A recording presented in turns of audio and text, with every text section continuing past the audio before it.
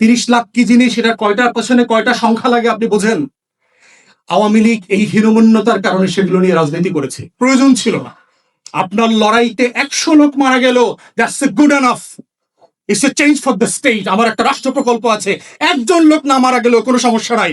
আমার রাষ্ট্র প্রকল্পের সাথে মৃত্যুর সম্পর্ক নাই, এটা আকাঙ্ক্ষার স্বপ্ন, স্বপ্নের সম্পর্ক। আমি একটা রাষ্ট্র বানাতে চাই, যেই রাষ্ট্রটা আমার স্বপ্নের যে বড় হবে, আকাশ সমান হবে, তেমন একটা রাষ্ট্র চাই।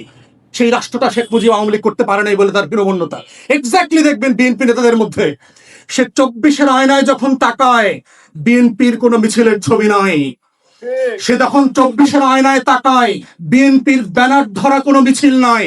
সে যখন 24-এর আয়নার দিকে তাকায়, ছাত্র তরুণদের সাথে একসাথে বিএনপির নেতারা মিছিল করছে, তেমন কোনো প্রতিবাদের ঝড় নাই। বরং তারা অন রেকর্ড বলেছিল এটার সাথে আমরা নাই।